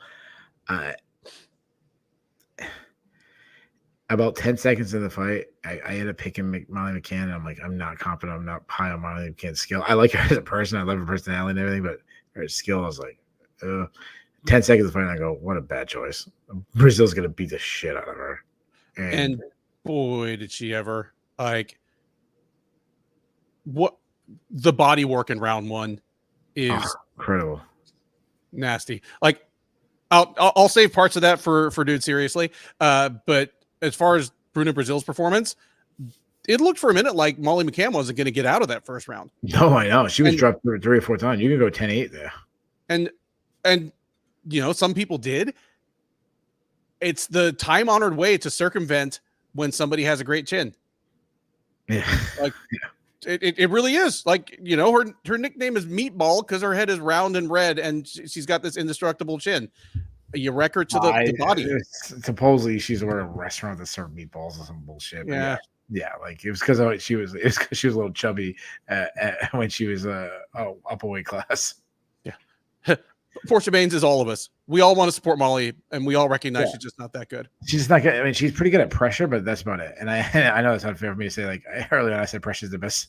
Pressure and pace is the best tool you have, but she can't wrestle. She's a minus athlete. She's slow. Like, she struggles to get inside. She's flyweight good. Yeah, I guess.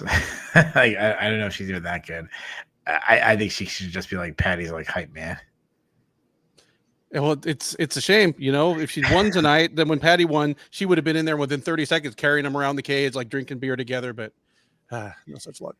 Yeah, I still go back. Like, if you want to do something with Molly McCann, like stop giving her decent opponents and just like book her against tomato cans and all our fights in the UK. I know some of the curious like we don't need to have that, but like, do you really want to see Molly lose? Just have fun with it. Have her like. Yeah. And if you're British and say you don't need that, well, maybe it's not for you. Maybe I want to tune in at weird hours and see Molly McCann beat bad fighters. Yeah, I just have her like book her against the big ass girl. The first fight. What's her name? Alice Ardeline. Book her against her. Arteleon, I guess, is what it is. Arteleon, okay. Yeah. Before that, Jake Hadley took a fight on short notice, taking on how do I say this guy's first name? It's Laughlin's last name. How do I say his first name? Kalen. Oh, it's Kalen. Yeah, Kalen Loughran. This night I would have got that. Not like I didn't just watch him fight. Nice to see Hadley getting the win, up a weight class on short notice. That said, I think Lachlan was a guy that had a lot of hype when he came to the UFC. Either one of my good calls was that I did not understand the hype of this guy. He was trying to pressure Hadley, which was great. He was moving forward, marching forward. He was pressuring with his feet. Problem is, he wasn't not adding any volume with his hands. He was not throwing. Like, he's getting Hadley to back up and then looking at him. And I mean, I just think the guy's bad. I think he's slow. He's a minus athlete. Doesn't move his head, doesn't throw combinations. I think his wrestling's grossly overrated. Oh, Pope puts it perfectly. Loughran is so stiff. I couldn't believe. Here, I'll share one of my dude seriously right now because he fights like the Tin Man when he was before he got the oil can. Yeah, and when he's like his arms wouldn't move, he's like oil can. And the Wizard of Oz. That's what he looks like. Yeah, it just highlights the UFC's need to compare any Irish fighter to Conor McGregor. Could this guy be any less like Conor McGregor? Like at 145, McGregor was like lean, ripped to the gills, this fluid technician. Loughran is built like a Snickers bar, and all he did was march forward with one hand to his face and throw 1890s style like fisticuffs punches with the other hand, shoot the slowest double. Like, he's not good. He's not good. No, I didn't get it. And okay, good for Jake Hadley. Scotty B didn't get the oil can reference. Oh, come on, dude. Wizard of Oz. Just people our age watch the Wizard of Oz. They don't the young chaps, or what they say in England, the young lads. They don't. One of the fights I was most excited for, and oh my god, the fight in the hotel was better than the actual fight. Muhammad Makayev beat Manal Cop, winning by unanimous decision. The problem with both of these fighters is they don't care about output. Both of them, they just cruise and like refuse to throw up their pressure. This fight was freaking terrible. It was lousy, and these guys went from having to be separated by security 3 different times during fight week, including in the cage 60 seconds before they fought. And then once they were actually fighting, great chess match, Joe. I don't think Cop threw a single strike for the first 3.5 minutes of the fight. I think he literally didn't throw a strike with intent or that would have been damaging for 3.5 minutes. The most interesting thinking about this fight was Cop trying to fix his toe, Cop thinking he got poked in the eye and turned away, and Makayev running at him, trying to punch him, and then the the I don't know, almost sexual assault that happened when Makayev was pulling down Cop's pants and he's mooning like one whole side of the arena. Like, not since Gary Goodridge was like sticking his toes in that dude's cup from guard have I been like so uncomfortable like watching a mixed martial arts fight. I mean, this was a terrible fight, and it filled a whole bingo card of terribleness. Makayev got away. Okay, Makayev, I'm a believer in his talent. I still believe that he has the talent and the basic skill set to be a champ in that 125 or 135, but he's becoming super dirty. He's becoming he's becoming a serial fence grabber. He's becoming a ghost tapper. And to roll it back to yesterday, well, now 2 days ago, now that it's Sunday, dude, I think he missed weight by like 2 or 3 pounds. Like, well, you see how quickly Ratner like whisked the scale. Ratner only whisks the things on the scale when for good reason. Yeah, like he's been ahead or the head of the most important athletic commission in the entire sport for 15 or 20 years. He has presided at literally hundreds of weigh-ins. Usually they let that thing kind of even itself out, do the job that a balance beam scale does. When he goes whisk while the thing is still swinging, there is always a reason. And this one, it looked like Makayev was going to miss weight bad. Yeah, and I guess apparently Dana White said in the press, I guess he's up for a new contract, and supposedly UFC is not bringing him back. I'll say this: he's only 23, and he's got a lot of skills, but I'm not a fan of this guy. Like, the more I watch him, the less I like him. Some of the things he's done this week, supposedly, he went on this rant about I don't like to be bullied. So he thought it would be cool to see his opponent and go, hey, we've had beef in the past. We're both Muslims. Let's squash it. Let's take a picture with each other. As they're taking a picture, he admitted this. There wasn't Cop telling him. I mean, Cop said it, but then he admitted this. He freaking sucker punched him because he doesn't like bullies. Isn't that like the ultimate bully move right there? Yeah, that's weird. And here's the thing. It's the UFC. They can cut Makayev. And you know what? If he goes to one championship, or what's more likely, goes to ACA, wins a title, say he goes like 10-1 outside the UFC, they can sign him back whenever the hell they want. Yeah, I mean, he's only 23. To me, there's got to be a lot more going on behind the scenes besides the hotel. He must just be a dickhead. Like, where the UFC is like, he was 23 when I even bring him back in one of the more shallow divisions. Normally, to get cut like that, you either need to bite somebody repeatedly and be a terrible fighter, or, I mean, there's always the Paul Daly thing, but it's rare, you know? Yeah. It was really bad. People are saying re-sign him, pay him. Like, ask him how much. Like, I'm not saying pay him like big contract, but the guy, you can turn him into the villain. Like, Flyweight has never had a villain, really, ever. No. Now you have one. Yeah, completely. That's a good thing. It is, or at least could be a good thing. Like, but again, at 23, if the UFC cuts him, they got time. They can snatch him back pretty much anytime they want. Yeah. So I'm gonna matchmake him anyways. They're saying he's gone. I would have him fight Brandon Royval. The guy's undefeated. Wow. In the UFC. The guy's undefeated in the UFC. Like, he's undefeated. No, you're right. Like, and I'm fine with that. Like, neither guy really elevated their stock very much. Like, Makayev almost won by default just by being there. Like, Cop was so inert. I gave him Askar Askarov, who ironically is just on his way back from ACA to the UFC, like, kind of making my point for me. Maybe the UFC Oh. can cancel Askarov and let him go fight in ACA. I don't know, but if Mokaev stays, then Royval works for me.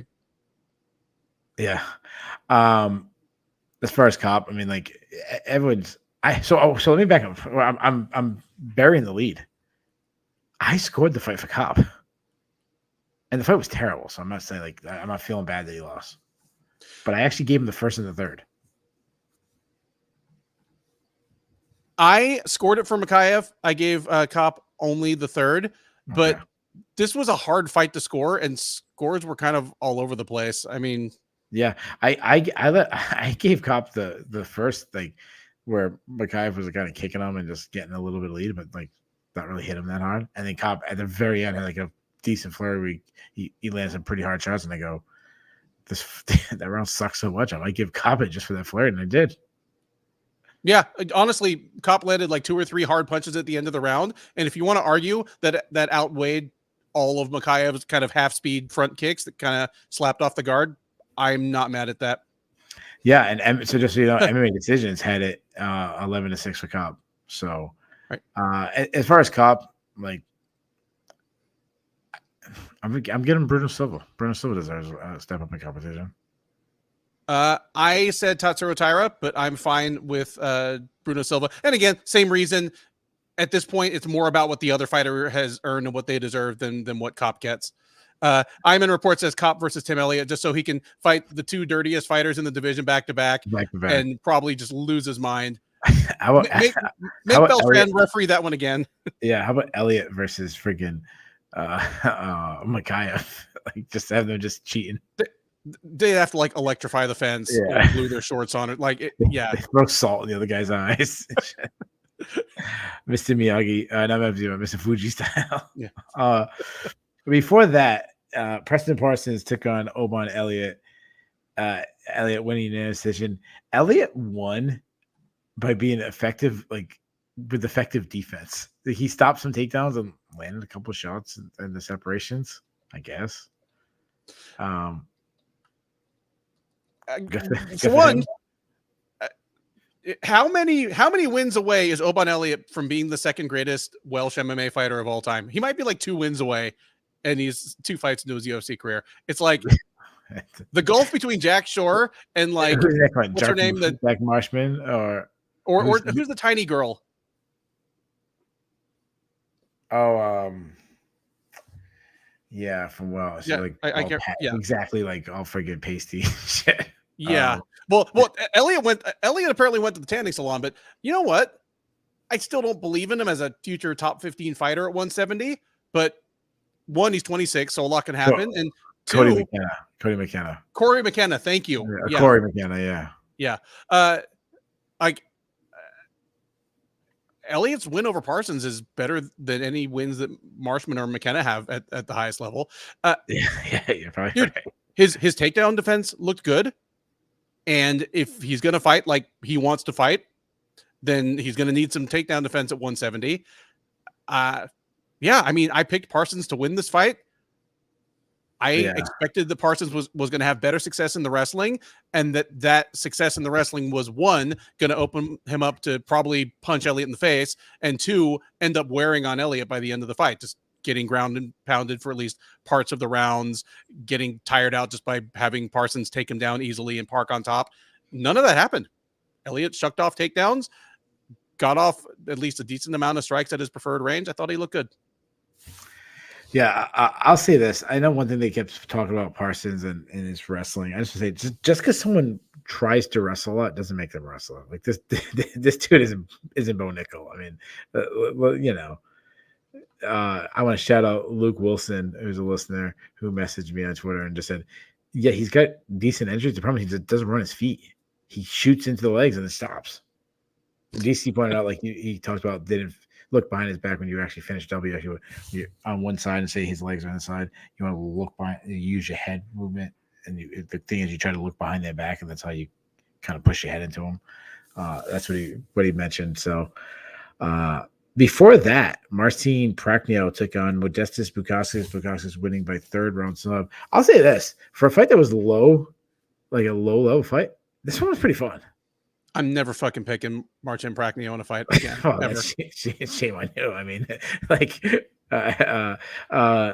because I thought he landed the better shots, but the worst part of Prachnio, I thought he was down 2 rounds to nothing. He hurts Buskauskas on the feet and then goes for a takedown and it ends up being on bottom and gets subbed. I'm like, why would you go for a takedown? You need a knockout and you actually had your opponent hurt. And especially when in the first 2 rounds, Bukauskas got Prachnio down. Like, Prachnio's got the worst takedown defense in that division, and that's even before he shoots for takedowns and gets pancaked. It was maddening to watch. I assume that immediately afterwards, when Elliott and Parsons left the green room, one of those guys slammed the door and like the breeze like knocked Prachnio down again. It was. I love when Bukauskas wouldn't go for submission and DC's guys keep screaming, "It's right there! Just take it! It's right there!" And then finally, after he said it like 10 times, he did. He finally subbed him. He didn't want to sub him. Let's breeze through this next one. Before that, Kiefer Crosby took on Sam Patterson. Sam Patterson won my first round. So Kiefer Crosby's not good. He's not a UFC level fighter. I like Patterson's style. Like I like his takedowns, his top control. Doesn't rush submissions, but still gets one. Patterson's. I think his stock is rising, but it's hard to understand how good he is because Kiefer Crosby's he's a regional fighter. Yeah, and I guess I mentioned that he was. I don't know the guys. I think you called him UK, but he's Irish. Like, yeah, guys. Dude, I don't even know what the fuck I'm talking about when I talk about Europe. I don't know the difference between UK and Ireland and England and Great Britain. I don't know. Like, I'm sorry, guys. I don't know. If it's Wales, I don't know where that falls more than in. 150 miles from Providence, come after me, not him. Yeah, I'm sorry, guys. All I know he's here for the analysis. I'm here for the geography. Yeah, I don't know. Put them all together. We're still going to smoke you guys in the Olympics. It doesn't matter. Sorry. All I know is our wrestling team is better than their wrestling team. I'll say that. None of those guys, nobody in that area is beating Spencer Lee in a wrestling match. Before that, Mick Parkin took on Lucas Bresky. I'm sorry, I'm butchering their names now. Parkin won by first round TKO. Dude's 10-0, 4-0 in the UFC now, only 28 years old. Are you starting to believe that you might have something with Mick Parkin? Yeah, I believe we have something in Mick Parkin. I think at best, he pans out as a Tai Tuivasa type, just a fun, straight ahead, bread and butter slugger who strings together a couple of elite wins and actually visits the top 10. I think that's top level ambition for Parkin. Bottom level would be, I don't know, pasty Justin Tafa, where he's a reliable mid-card guy who either gets outclassed or just knocks a fool out pretty quickly. Yeah. I mean, Parkin showed better power here because normally he'd been kind of a pretty crisp boxer with decent power, but here he hurt Gretzky. Yeah, I'm starting to believe a little bit based on, I mean, you see a guy, he continues to look like he's in better shape each fight. He's shown improvement. He looked faster today, more tighter, more technical, got a stoppage. I think my ceiling for him might be slightly higher. I look at him as like maybe like his ceiling being like Marcin Tybura without the wrestling, like a more of a like, I know Tybura strikes too, but like without as good as wrestling as Tybura has, like you know, 8th best in the world, like that would be like his absolute ceiling. Well, I mean, Tuivasa got that high, you know. Tuivasa knocked out Lewis and fought Gone. Yeah, he just sucks though. Like he's just all power punching. Like I think Parkin actually has skills in his age. I think he can improve. I see. Every time I ask about any like younger heavyweights, people are like, "Oh, they'll never be a top 10, never 15, top 15 guys." And then I'm like, guys, go look at the top 10, top 15 before you say that. You know. Let's matchmake real quick for him. Okay. I'm gonna give a name. Let's step up. Nothing too high. I'm gonna give him Aliyah Latifi. Did Latifi not retire? Is he? Oh, is he Oh, retired? I don't know. oh. I mean, Like, is he? okay, Is he so retired? All right, then they take that back. I'm in the sorry. last 5 minutes, you have said Marcin Tybura without the wrestling and Ilir Latifi. Are you trying to make me fall asleep before you? Like, dear Jesus. All right, I'm you know I'm giving what? him What? something higher Just than that. honestly, all right. I didn't realize it. Just go with the next guy up. It doesn't Yeah, matter. I'm giving, like, in a couple of weeks, Rosenstrike and Tuivasa are fighting. I'm giving him either the winner or the loser of that. Oh, you're going much higher than me. All Well, right. here's the thing. Like, between the top 6 heavyweights in the world, there's an enormous Yeah. gulf. Like, there's a huge fall off past the Yeah. top 5 or 6. Sure. And then there's about 20 fighters, and then there's just the lowest level in the UFC. There's, like your Chase Sherman, Jared Vandera, Lucas Dresky. He's already proven that he's better than the lowest level. He's beaten them all. He's beaten them all easily. So you either match him against someone who's kind of in the same place, like Waldo Cortez Acosta, or just give him his shot against one of the big boys. Like Rosenstrike or Tuivasa would have to do so much to get back into the title picture that what else are they there for other than testing the Mick Parkins of the world? Yo, guys are killing me for the comments agree right now. But guys, I'm like 3 hours sleep. They guys are killing me. It's freaking 3 a.m. and I'm on like 4 hours sleep, and I gotta do it again tomorrow. Out in the sun all day. Guys are killing me. He's is he going against Vlad the Impaler? If we're going back in time, nice job. That was pretty good. All right, moving on. We'll just pretend I didn't say that. Before that, Alice Ardeline took on Shauna Bannon. Shauna Bannon winning a split decision. Ben, I was so disappointed we did not get a Rikishi ass drop. That was really disappointed. As the I don't know, buttocks model, or I don't know, this like German JV Hawk Tour girl did not beat Shauna Bannon. To me, it was just extremely low level talent that honestly, say what you want, like a lot of people scored the fight for Ardeline. She gets a full camp. She actually might win that fight. I was going to say, like, I didn't score it for her, but I had her ahead going into the 3rd round, and she was pretty clearly gassed there. I think on a full camp, she definitely beats Bannon. I don't get the thing about Bannon. The way people talk about her and the way she carries herself, you would think that she's the next Steven Thompson, that she's just or that she's like Alex Pereira. She's like this lights out striker. After watching her fight in the UFC 2 or 3 times now, I'm like, how was she on the Irish national like Taekwondo team? Like, how was there not somebody better? She's not a good striker. Is the Irish national Taekwondo team going to become the Kentucky Judo Federation? That's what's going on?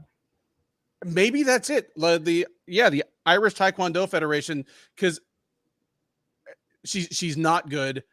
She came close to losing to, again, a full-time porn model, part-time fighter who stepped up on like a week or two's notice. They just say porn model? Yeah, it's OnlyFans, and it's not like clothed cheesecake. Like, you can see her naked if you want. That's the definition. I do not. I've never been to OnlyFans, so I've never understood why. Don't start there. Okay, I'm not gonna. No. Just side note. Like, I don't understand when people would pay a subscription to see people naked when you can see people naked for absolute free.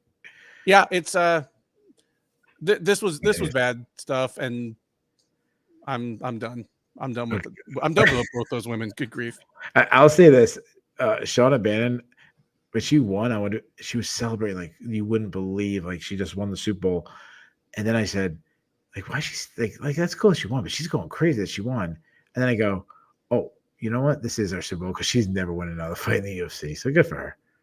She really isn't winning another fight in the UFC. It's bad, man. Yeah. It's low level stuff. All right, let's get to the fun stuff. We've covered all 14 fights. Do we have the awards, Ben? We have the awards. Do you agree? Well, I mean, do you agree with the awards? No fight of the night, 4 performances of the night. Okay.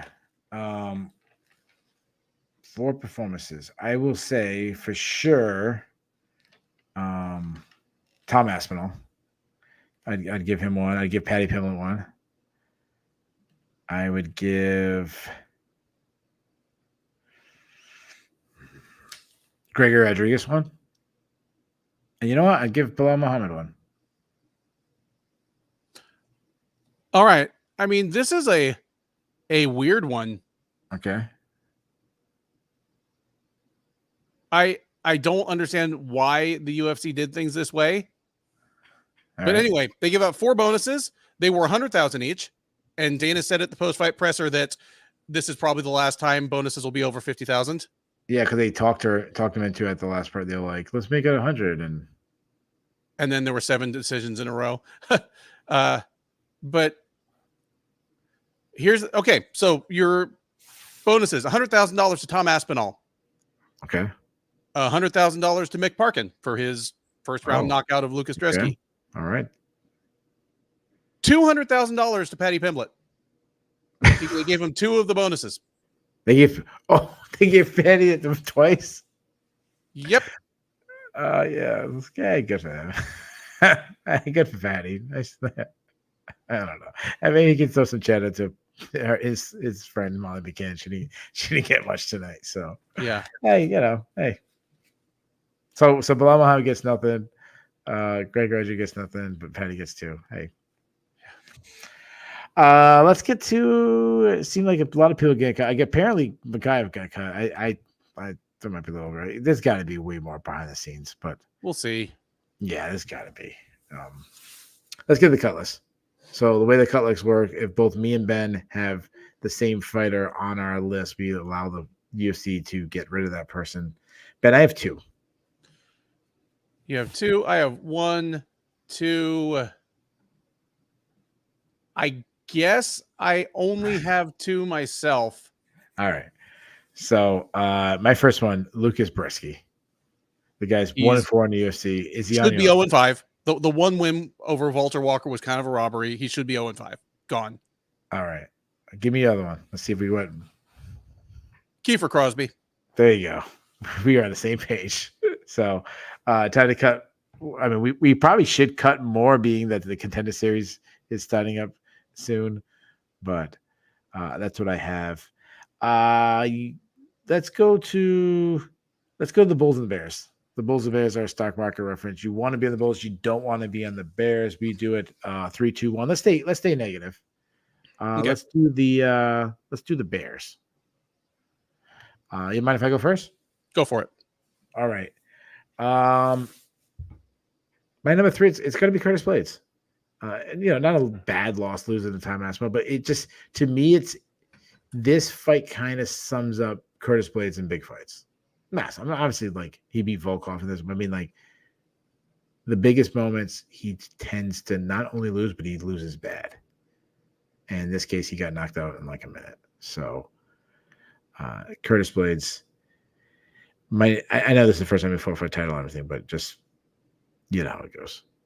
My number 2, apparently, I'm going to change my number 2 to number 1 in a second. Number 2, going to be Leon Edwards. I mean, at home, it's supposed to be a big moment headlining. You have the heavyweight champion.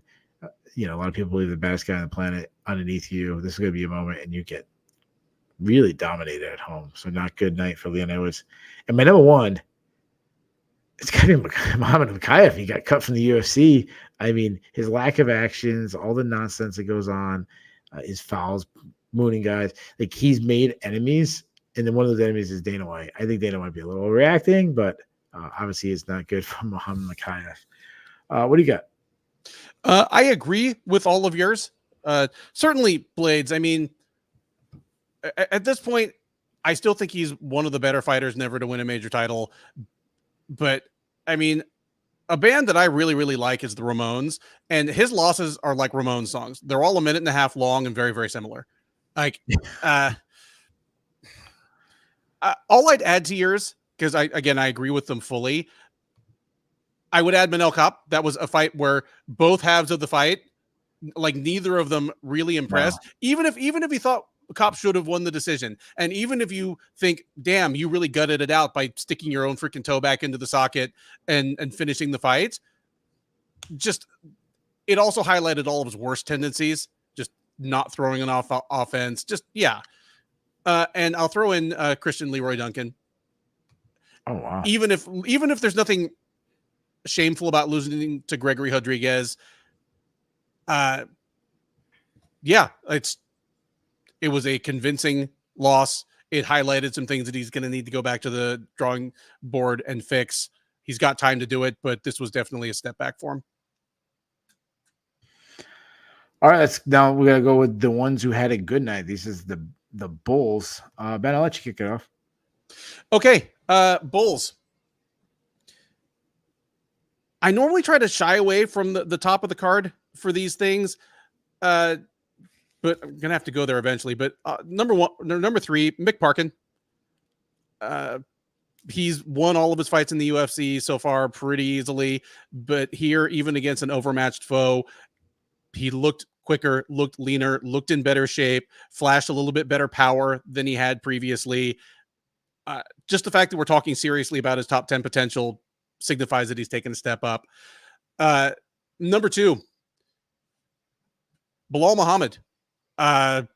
It's a divisive title reign already, as the chat has been popping tonight with people either criticizing or supporting Muhammad for reasons both in and outside the cage. It's going to be an interesting time, however long it lasts. But he did it, man. He stepped in as a 2-1 underdog, beat somebody who was quickly becoming one of the more dominant champions in the UFC, and did it in a way that doesn't really leave, like, it doesn't leave much to talk about, except wondering whether Edwards had excuses. Number 1, Paddy Pimblett. The line, he was a slight underdog. Hardcores, self-styled experts like yours truly thought it should have been wider, thought he was going to get murked, I believe was the word I used. Yeah. Made us all look silly, and at least for tonight, I am not the least bit interested in trying to take away from his performance. It was the biggest eye-opener of the night. Good work by Paddy Pimblett. Yeah, I'll say this. So this is how I kind of root for the fights. I always try to root to go undefeated. Like, I want to go undefeated with my picks. Once I get one wrong, then I just root for what's the most fun thing to talk about on the recap. And Paddy winning, obviously, that even though I picked Bobby Green, I was rooting for Paddy at that point. And the way he won, I'm like this. I was super happy because I'm like, this is gonna be so much fun to talk about. So. To add to it, so obviously I Belal Muhammad and Paddy obviously would be way up there. Like, I have a rule in my Bulls list. Like, if you win the UFC title for the first time, like, you're automatically number 1. So take that like as a bonus. So I'll give you 3 new ones. I saw JP Taylor mention Bruno Brazil. He mentioned it 3 times. Yeah. I don't want to mention Bruno Brazil. I want to mention her team, the Fight Nerds. Like, this team, they can't lose. There's something like 15-2 in their last 17 fights in the UFC, something like that. Yeah, I don't know what it is, but the Fight Nerds just continue to keep the streak going. So Gym of the Year. Yeah, they're up there.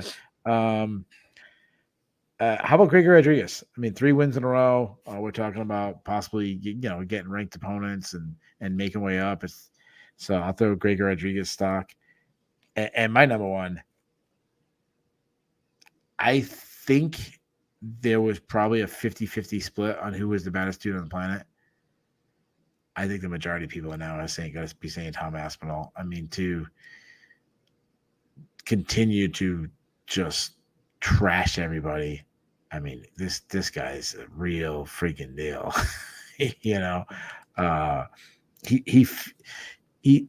He seems like, to me, when Brett Favre was the quarterback for the Packers, and he was, all-time great. I'm not a Brett Favre hater, but, he won 3 MVPs. The one time he was the best player of the 90s. Yeah.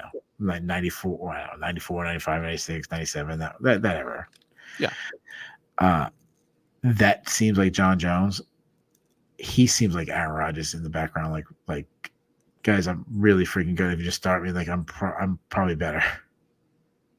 And right now, like, all the opinions are like, what are you talking about? The Americans understand what I'm saying. Yeah. They knew where I was going with it. Favre is a guy making the Super Bowls, and you ask the average fan who's the best quarterback, but people in fantasy football leagues that are just working off the hard numbers are already starting to take Rodgers before him. Yeah. Yeah. All right, let's do dudes seriously. Do you have any dudes seriously, man?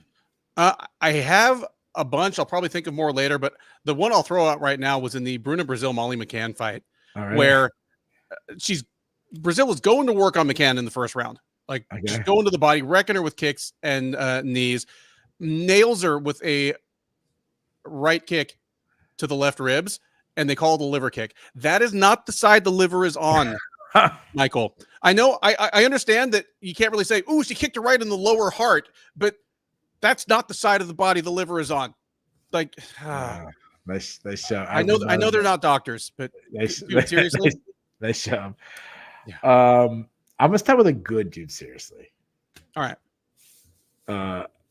Preston Parsons' stepdad with the freaking high top, freaking flat top, dude. Seriously, way to go, man. He looked like a high school teacher from like 1950 or high school principal from like 1959. Yeah, the flat top.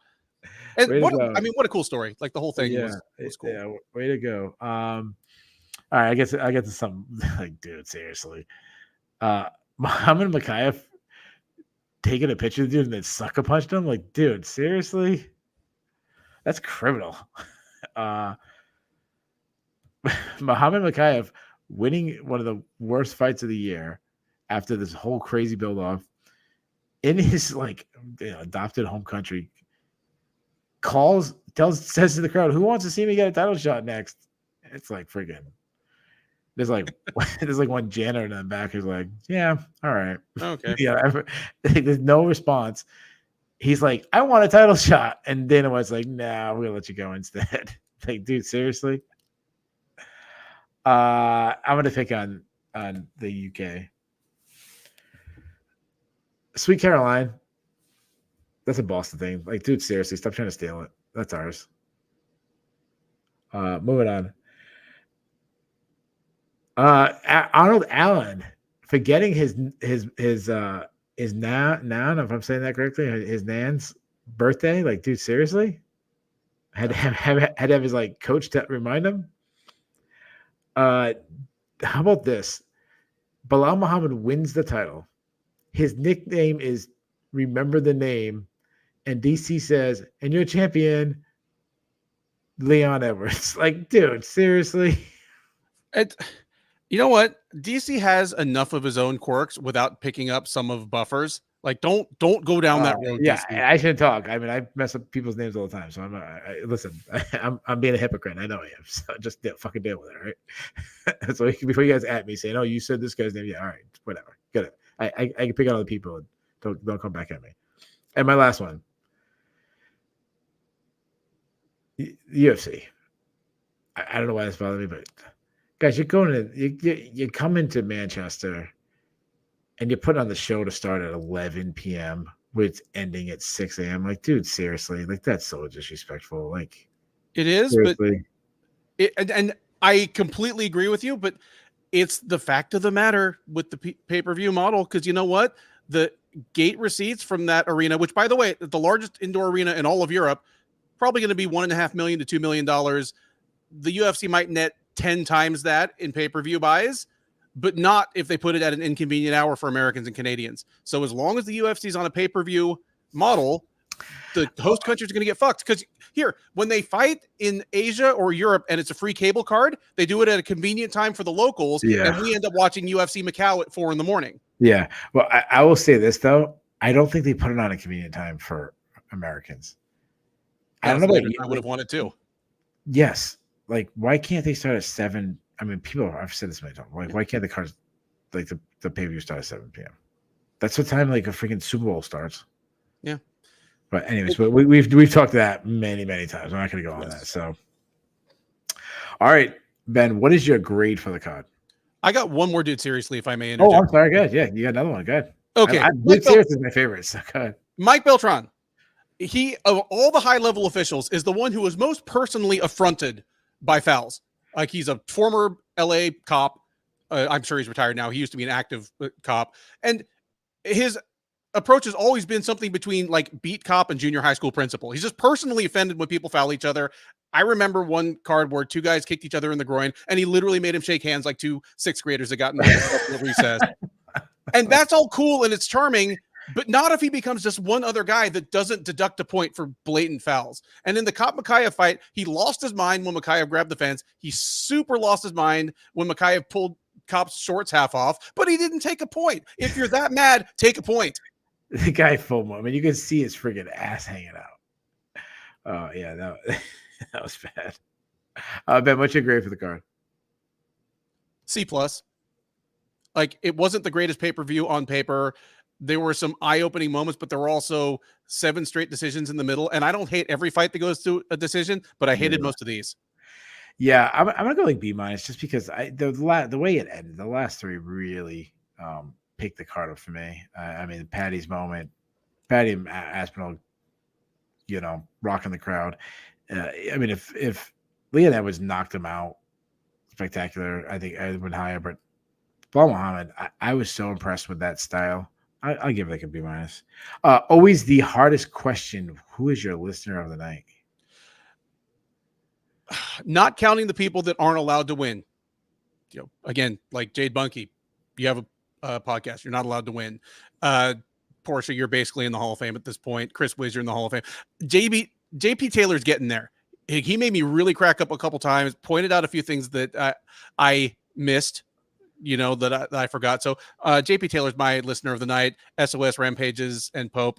I think Pope, you're new. Welcome to the family. Get honorable mention.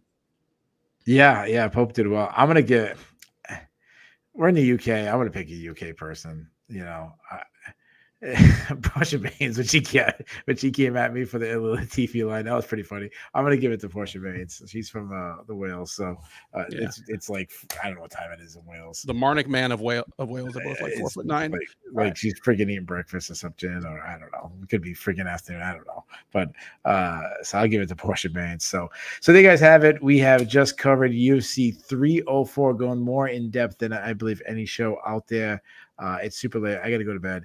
Me and Ben will be back. We'll be previewing UFC. Where are they? I don't know. Saudi Arabia again? No, not Saudi Arabia. Yeah, they're in. It's in Abu Dhabi. Yeah, it is. Yeah, it's in Abu Dhabi. It's Abu Dhabi. Sanhagen versus Umar Nurmagomedov. It's a UFC card on ABC, whatever the number is. 7. So we'll be previewing that, and then we'll be doing a recap show next week. So there'll be a new feature by popular demand. Somebody on Twitter asked me to do it. I'm going to pick some fights, and I'm going to have Keith set the line and then tell him how close he was. Popular demand for our show is one person saying something. And good news for the more than one of you, for the several of you that have been asking about that song that closes out the show. I'll have news for you on that Monday morning. Oh, wow. All right. So that's like that. That's what you call. That's why he's the best of it. That's what you call a teaser. So it's called teaser. All right, guys. See it. So, all right. Thank you for listening. Check you out next time.